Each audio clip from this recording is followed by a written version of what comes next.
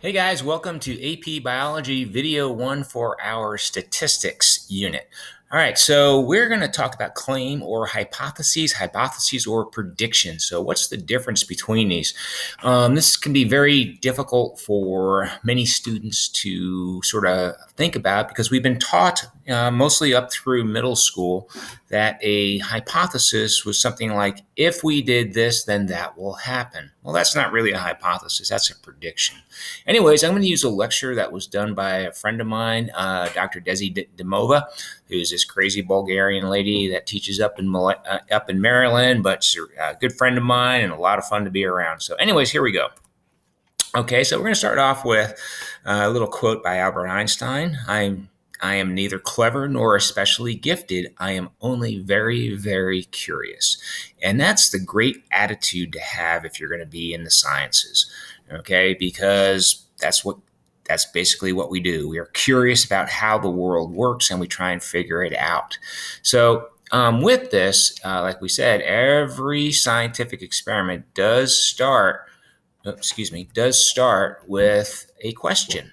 Okay, and as I say up here on the slide, sometimes we have a hypothesis, meaning we think what we know the answers in, and most of the times we really don't. We just have some general observations.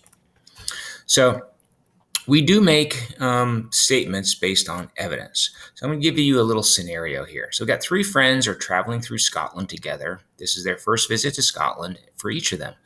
As they travel through the Scottish countryside by train, they note a sheep in a nearby field. The first man says, "Aha, I see that Scottish sheep are black." The second man says, "You mean that some Scottish sheep are black?" And the third man, a scientist, says, "No, all we know is that there is at least one sheep in Scotland and that at least one side of that sheep is black." So we got this scenario. One guy says they're all black. Some say some are black. And we have the scientist who's saying that, no, there's only one, and we know that at least one side of it is black. So is that a claim or a hypothesis? Well, let's talk about what a hypothesis is. And a hypothesis is when you have a guess as to what the answer to that question is. And you guys probably remember the hypothesis is an educated guess. Okay, that's a pretty good explanation of it. It is based on our observations that we have made. It's based on our education. It's based on all sorts of information that we have in our heads. We see something happen, and we might have an answer to that in our heads, but in order to prove that if that hypothesis is correct, we need to design an experiment that is testable to test that hypothesis. Okay. And as I say up here, it is not a random guess. It's based on prior knowledge, observations, and experimentation. So then, what's a claim? A claim is the answer to your question. All right, you've already done all the experiments. You've done it all. And now you're making a scientific claim based on your experimental data, based on observational data. And to the best of our knowledge, it's a statement of something as fact or an assertion of truth. It is based on evidence. So there's a difference between a hypothesis and a claim. A hypothesis is oftentimes made before experimentation occurs, generally before experimentation occurs, and a claim is made after experimentation has occurred. Okay, so that gets us to the idea: what is a prediction? Like I say up here, we know what a hypothesis is. Okay, but all the ones that you pretty much did in middle school, maybe even in high school, and whether it was in my class or Miss Simonetti's class, or maybe in a chemistry class or any other class, most of those are generally predictions. So generally, those start off with like, if this happens, that if we do this, then that will happen. So let's look at these two statements. Can you spot which one is a prediction and which one is a hypothesis? If I place a plant closer to the window, it will grow more than the plant I place away from the window. Is that a hypothesis or is it a prediction? Our second statement: the greater amount of light a plant receives, the more it will grow. Is that a prediction or is that a hypothesis? Are they both predictions? Are they both hypotheses? Think about that. Think about what I said up there. earlier of what an hypothesis is. So again, as I'm just going to read the slide here, it is important to distinguish between a hypothesis and a prediction. All if-then statements are predictions. They predict what will happen if you do something, i.e. experimentation, but be careful. Not all predictions start with an if-then. So go back to that slide, think about what I just said, and write down on a piece of paper real quick. Is the top one a prediction or a hypothesis? Is the bottom one a prediction or a hypothesis? Having a hard time with that word today. 1, 2, 3, 4. There you go. Here's your chance. Both of these are predictions. Okay? And why are they predictions? Because they predict what will happen if something's being done to the plant. Predictions state the outcome of a planned or hypothetical experiment or observation. Ooh, got some nice thunder in the background there. A hypothesis is a type of model. It aims to explain data from observations and experiments. It needs to be put to the test. Is our model complete? Is it accurate? Hypotheses are tested in multiple ways, leading us to obtain a lot of strong evidence or not. And that's going to lead us to make a claim or not.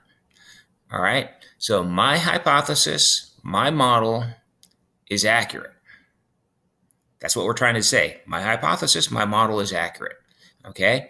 So if we have one hypothesis, okay, we need to be able to generate multiple predictions from that single hypothesis. So think about that statement about the plant and light. How could you restate that somehow to make it a hypothesis that can generate multiple predictions? So we'll go back and let's look at that real quick. We had, if I place a plant closer to the window, it will grow more than the plant I place away from the window. And the greater amount of light a plant receives, the more it will grow. So those are both predictions. How can we restate that to make a hypothesis? Okay, here we go. Our hypothesis would be plants require sunlight to grow. Okay, you might say, well, that's kind of that's just a known fact. Well, not quite. There are plants that don't require sunlight to grow. And what they do is they're parasites and they get their nutrients from other plants. Indian pipe grows in the forest here in Alabama. It's white. It has no chlorophyll. It has no chlorophyll because it doesn't need chlorophyll to create sugars. It gets its sugars from other plants. Okay? So that's what we call a generalizing hypothesis. Plants require sunlight to grow. This is going to allow us to make a lot of different types of experimental predictions. So let's look at 3 of them here. We have, if I place a plant near the window, it will grow taller than a plant farther away from the window. That's a prediction. We can test that. If I place a plant in a dark cabinet with no sunlight, it will not grow. Once again, it's a prediction. We can test that. 3, if I place plants at different distances from a light source, the plant closest to the light source will grow the most. The plant farthest from the light source will grow the least. Another prediction. But the experimental results we get from those predictions are going to support our hypothesis that plants require sunlight to grow. Okay? Other observational predictions that we can get from just looking at nature based on this particular hypothesis, plants require sunlight to grow. We have number 1 on the bottom there, plants closer to the equator will be more luscious and taller than plants near the poles. Why? Well, they do get more sunlight in terms of photons per square meter. We'll get into that when we get into ecology, but they actually get the same amount of sunlight over an entire year. It's just that the plants at the equator get 12 hours of sunlight and 12 hours of darkness, 365 days all year long.